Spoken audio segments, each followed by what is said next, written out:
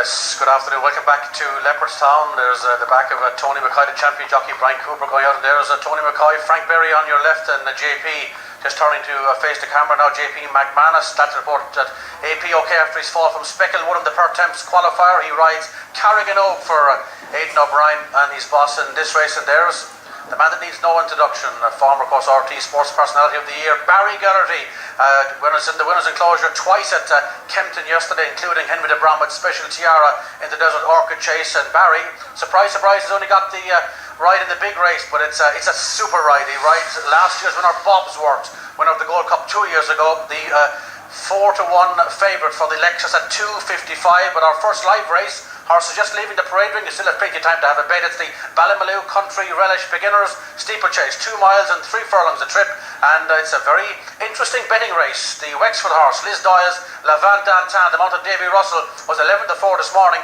is now as short as 15-8. Sizing Cadelco, 130, following his excellent run behind Clarkham at Navan. Una 2, the 7-2 for Willie Mullins, and Tom Lee is 5-1, Bardos 3, but it's a real quality heat, good betting heat. It might only be 7 runners, but it is a really complex little race. This. The reason being, we've got a new favourite, this morning's favourite, Una 2, the 151 rated hurdler. He's the drifter, both on the exchanges here in the ring, the price getting bigger seemingly by the minute. Bookies here on the rails trying to draw the punters in, they're still not biting. Just looking over my shoulder, Una 2 freely available at 7-2, having been 5-2 this morning. They don't want to know. The reason being, the money is pouring in for Levant Dantan. Liz Doyle, she's been on a really good run. Loads of size and scope about this horse. Davy Russell on board again this afternoon, dipping now below 2-1. And there's also cash around for Sizing Cadelco. Bear in mind that good run last time at Navan, behind the very classy winner already here this week, Clarkham. So Sizing Cadelco, perhaps the lively one at a slightly bigger price, in and around 3-1 right now. What a fascinating beginner's chase it is. Just 7 of them. It's as good a one as you can see. I mean, you've got Balbert de Matin, you've got Levant Dantan, Sizing Cadelco, and Atu. It's a cracking novice chase. There's only 7 a minute, but there's 4 of them there that could be really very good horses in the future. What about Balbert de Matin? I think he's interesting. Just the one run over fences. He was a faller, but he was going really well in the lead too. Of course, he won over hurdles at Auteuil as well. Yeah, Barry Connell's colours there. He was travelling really well at Ferryhouse when he just overjumped the second last in a good novice chase. Rule of the World was in that race, and the winner ran a good race enough behind Edna Bulger's horse at Limerick. There he is, big strapping sort of a horse he is there, bought in the sales for plenty of money when he was bought, but Gordon likes him and he travels really well. Yeah, he cost a lot of money. He was joint top price at the Arcana sale, and he was joint top price with Ale Colombier, the late Ale Colombier. He looked a good one. I think they cost 300,000. Yeah. He's a great big strapping sort of horse, this fella. He really took the eye when you see him, to look at him as a chaser anyway. Levant Dantan shades it in the market. He's on offer at about... There's Liz Doyle, who trains Levant Dantan. He's a quality horse. He's had the one run over fences as well. Runner-up to Real Steel. Real Steel was 4th on the opening day of the big one there. He's a quality gelding, this fellow, when we pick him up. Black colours, there he is. There. He'll improve his finishing. Run out. The last fence, for those of you at home watching, has been omitted. So it's going to be a long run from the second last to the winning post here. Low-lying sun. So the last fence is out here in this novice chase. I'm sure that the lads below won't mind that, but it'll be a long run from the back of the second last. There won't be anybody making any sort of a move until they round off the last bend, because there's loads of time now.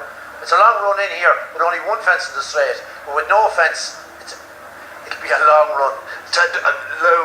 Low sun. I mean, we see it all the time in England. Sometimes I wonder, should they not just cancel the steeplechase, because there comes a stage when a steeplechase isn't a steeplechase, when they miss out too many. Oh yeah, sure. Sometimes they miss out 4 in the straight there, and then twice is 8 fences. And who's making the decision now? Well, safety, health and safety. But who makes the decision? I mean, who says? On the day, the clerk of the course will see the sun, the jockeys will ride up to it, and the clerk of the course will say, there's probably a problem there. You know, when you look into the sun yourself, you're driving a car, and the sun is coming at you. But you've just got to be a little more careful, haven't you? A little bit more careful, that's all. But I mean, the whole thing is a safety of the jockeys, but also the safety of the horse. It's gone from England. If a horse gallops into a fence that's down and the sun is there and the horse gets killed, there'll be uproar. It's just, we're gone so PC in both Ireland, England and the world over. It's just gone beyond the joke. And that's the way we're gone in life. You have to wear a helmet now in the kitchen. Good one. Tony, you've got your helmet on up there, have you? I have indeed, yeah. There's Leopardstown in the centre. Right with the noseband is Balbert de Matin. Stream left there is Make the Difference. So they're going to have a run-in of about 3 furlongs. Before we worry about that, we have some late news from Brian in the ring. Yes, Tony, more cash for this Marteline gelding. Horse number 4 in your paper, Levant Dantin, 7,000 to 4 a couple of times along the rails. Very, very well supported. A morning price of 11 to 4, Tony. Now 7 to 4. It's 7 to 2 bar 1. Second favourite, Sizing Cadelco. There he is in the green with the yellow chevron on sleeves, red cap. Johnny Burke rode his first grade 1 winner in the same colours yesterday. Sizing Cadelco, runner-up to Clarkham and Navan last time out, and we saw how impressively Clarkham won here on St. Stephen's Day.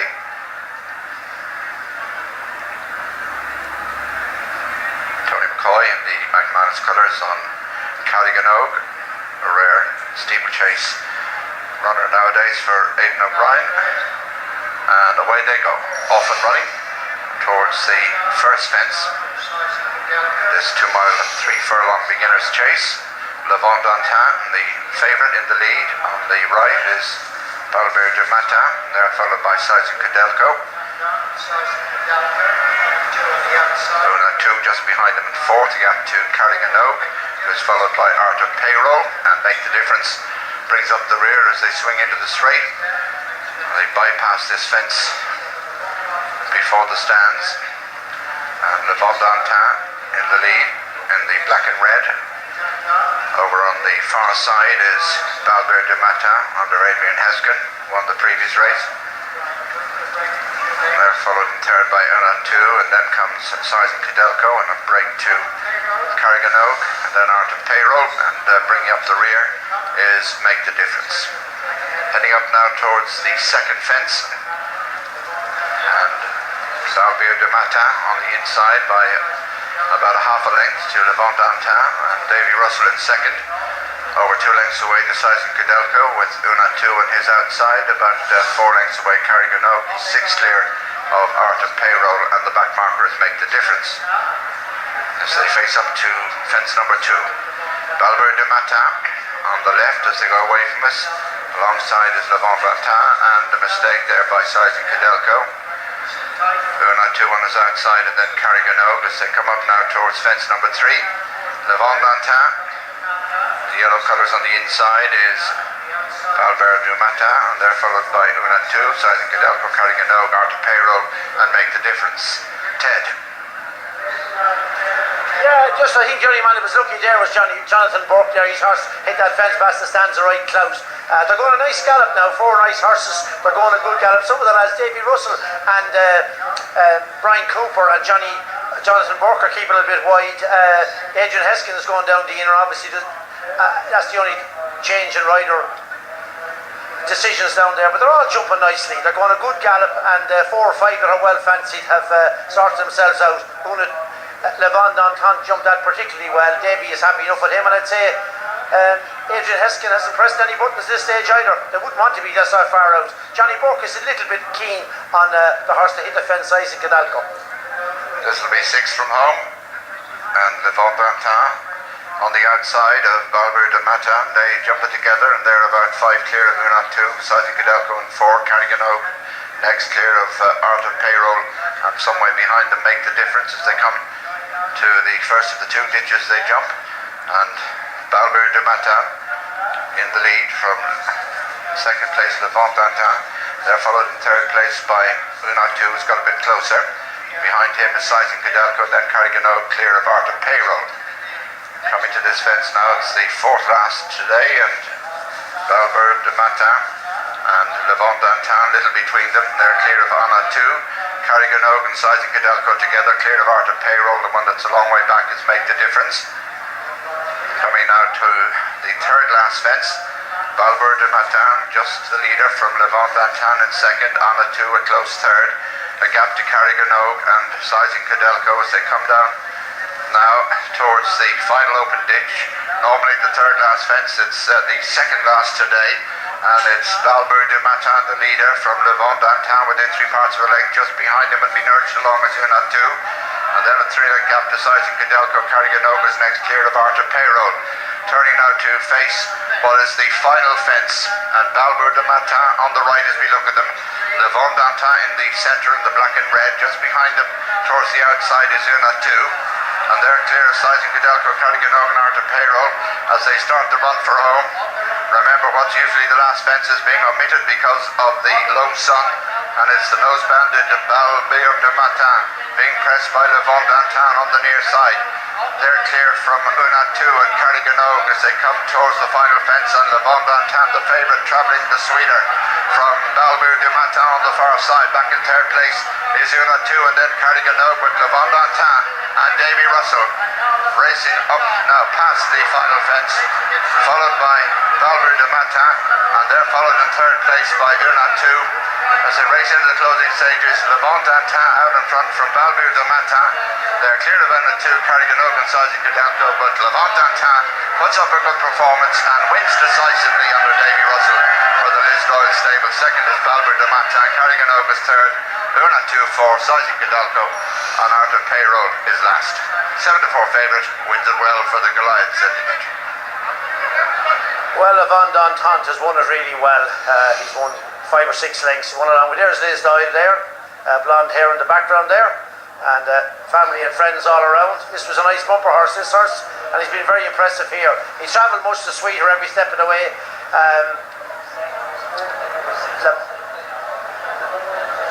Balbert du Matin travelled well and jumped well, but he just lacked the gear when it counted. Unat 2 was under pressure before he got to what was the last fence, the second last originally. But Davy Russell is full of horse there, and when he sets this fella about his job, he quickens up and he beats him in impressive fashion. He goes away and beats him 5 or 6 lengths. He was no match for real steel at Naas, but he's obviously come on from that. The second horse ran well. I'd say he probably like a bit further. He goes a good old gallop and jumps, just lacks the gear. But the winner has quickened up really well. He might have got a little bit lonesome the last 100 yards. The ground is testing enough there, and Daisy's kept up to his job. But Tracy is below with Liz Doyle, so we'll have a word off for her. Yes, I certainly am. Wonderful scenes down here. What a superb winner that was, Liz. He made it look so easy. I can see how delighted you are. Yeah, it's really, he made 2 very bad mistakes. It surprised me actually in Naas. He was a lot fitter today, done a lot more schooling with him, and just the way he cruised through the race was super. You know, we always hoped from day one, before he even won his bumper here 2 years ago, that he was going to be a Grade 1 horse. And, I mean, that was only a beginner's chase, but there was good horses behind him. So, you know, very hopeful for the future. It'll be just interesting to say what Davy says about Trip, 2.5, 3, or whatever. So he ran a beautiful race. He was so cool, so confident on him. He jumped really well today. I mean, the horse, the pennies dropped with him. He's got the hang of it, you know, and the ditches when he needed him, he really came up for him. So really thrilled. He's had his problems, of course, in the past. Yeah, he suffered badly from ulcers last year, and it seems to have come together this year. We've treated him since he came in out of the field, and it's all come together really well. So he's a really nice horse, and hopefully I can end up doing a good job with him. You have so far. Well done, you. Enjoy it. Well done. He looks a good one. He looks a good one, all right. Levant Dantant, quality horse, suffered from ulcers last year, a couple of disappointing runs, but when he's right, he's a really good one. And we'll have an opportunity to talk to Davy and discuss what trim might be his best 2 mile 3 today. Since the invention of the gastroscope, that you can look down into a horse's stomach and see a horse that has ulcers, it's a great new thing in the last sort of 10 or 15 years, and they can be treated with stuff called GastroGuard. Expensive, but it definitely works, and sure, anything that works is never expensive. And when I say expensive, it's 34 or 5 pounds a tube. If you give a horse a course of at least 10 days of it, so that's 3 or 4, 350 quid, 400 quid. It's a couple of $100 to get him scoped as well too, so it's alright if you have a nice horse, but stick a monkey end of a fella's bill at the end of the month, and you just wonder who has the ulcers. Sometimes you might go straight for the treatment, eh? Yeah, sometimes you might end up getting ulcer yourself looking at him. Caroline Norris taking a picture of the winning jockey, talking to the winning trainer.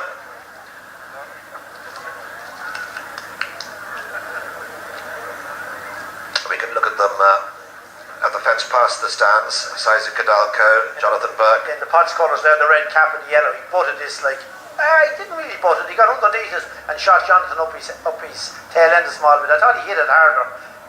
These two jumped and watching here. He just gets right into the butt of it, and he just hits Jonathan. Lucky to stay on him there. Thought it looked worse when we saw it first. Still a good effort.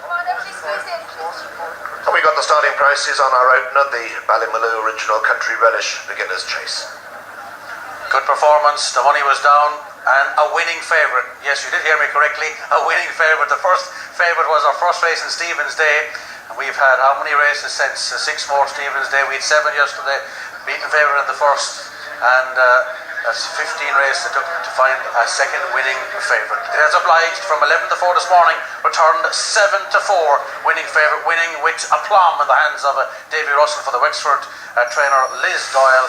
Second home was number 2 Balbir de Matin at 5 to 1, and second and third home number 3 Carrigan Oak at 20 to 1. Leon Blanche is getting the prices for the JLT and the RSA. He'll update us momentarily on those, but you can be sure, given look and running, this horse is definitely Cheltenham bound. Well, Loken Ware has come to join me. Loken is the clerk of the course here. Loken, they didn't jump the last fence. No. Tell me why. I tell you, essentially, Robert, what's happening? The sun is bang on. Picture at 12 o'clock. Okay, bang on 12. Big shadow. Horses are just, it's guesswork of where they're gonna pick up. Okay, so I made a call. I don't want somebody with a broken leg at the back of the last hurl or fence. Okay. The sun is going towards 3 o'clock. I'm very optimistic now for the remainder of the day. Listen, I'm not for sure, but we're optimistic that we'll be jumping both last fence and hurl from now on. The sun isn't going to get higher, Loken, it's going to get lower, but it's the shadow, is it, that causes you concern? The sun is travelling towards 3. It's at 12, 5 past 12 at the moment. It's heading towards 3 o'clock. If it's at 3 o'clock, it's not as glaring. It's not as black looking a fence. There's a little bit more. What's the best way to describe it? It's a better sight line. It's a better definition to the takeoff area, to the fence or hurl in general. So listen, I made a call. There was no feedback from the riders. I just didn't want somebody injured at the back of it. Okay. Well, Loken, thanks for joining us. Thanks for the explanation. Davy's come to join me, and Davy, you didn't have to jump the last, but why? You got a good horse under you, hadn't you? I have, and he's been in good hands with Liz. Legging me up there, she said, never had him fitter, never had him better, so I was full of confidence going out. It looked a really good race, and he won it properly now. Just tell us, I mean, Liz was wondering what trip he might be best at. And I'm still wondering, Robert, because he done that quite easy over that trip, but then there's no championship races over that trip, so I'd imagine, look, Liz she'll have a look at that, but somewhere 2.5, 2.5, 2.6. Maybe if I'd imagine in time he should be able to stay 3 miles. We got a few pictures of you going down the far side now. He jumped so well.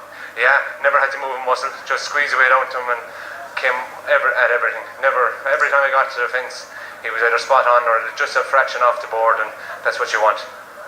Just jumping out of your hands. Yeah, just lifting my hands up off the wheeler just to make sure that he knows I'm still there and not to do anything silly. And I have my leg on him the whole way. What the viewers at home can't see is that I have the good squeeze out from there down to the fences to keep him going forward. Yeah. Lovely sights. Now, we were talking to Logan about omitting the last fence. The jockeys didn't make the decision. It was Logan's choice. How are you on these fences being omitted? We see in England it happening all the time. Obviously, health and safety is paramount. Yeah, look, come here. We want to jump all the fences. That's our job, and we're happy doing it. Now, at times, there is a severe case, and it's not really what we can see, it's more how the distance of the shadow off the takeoff board, and what happens is the horse confuses the outside of the shadow for the obstacle, and that's where the interpretation gets mixed up between rider and horse. Larkin has rode, he knows the situation, and we have full faith in what Larkin comes up with, and I think the shadow was quite bad, but as the day will continue, that will be gone and it won't be an issue. But he just decided that for this race it may be better off taken out, and we're 100%. But if Larkin is happy to do that, we're happy to do that. But again, we don't want to start omitting fences just for the sake of it. It would want to be an extreme circumstance, and I think, look, Larkin was happy to take it out. Good stuff, Davey. Now, the next time you jump, you're going to be on the Gold Cup winner, Lord Windermere. Wonderful performance last March, and encouraging last time out at Punchestown. you know, you said it, Robert, you know, he's a very good horse. We figured out the key to him, and he ran well the last day now, and we're hopeful for a big run today. Hopefully it's not too close to his last run, but Jim is happy with him, and you know, he does a wonderful job with the horse, so I have full faith in Jim. And Jensen will give you a good spin now. Yeah, with the help of God, I suppose he grounded maybe a little bit on the dead side for him. He's a better horse in the spring, but he ran a very good race the last day in Fairhouse, so you know, if he gets in the frame, I'm sure the owners and trainer will be happy. The jockey will be anyway. Great start, Davey. Well Thanks, done. Robert. Thank you. Yes, and here is the reverse angle as you can see them going left of the final fence, omitted on safety grounds, beautifully explained by Larkin Wire and Davy Russell. Of course, safety of paramount importance to the sport that we love so much, and it's been a wonderful day so far, and I can tell you we have so much to look forward to as we peak up all the time towards 2:55, the big one, the Lexus Chase, joined by Leon Blanche from Boyle Sports. Bookmaker reaction to the performance of Levant Dantin in terms of the Cheltenham Festival. Leon? I think first of all it was a bit of respite for punters. They needed that, and well backed. 16 to 1 for the JLT and 20 to 1 for the RSA. You'd have to say a very impressive jumping performance, won very easily indeed, and touch wood that horse can make Cheltenham in March. Talk to me about the square financial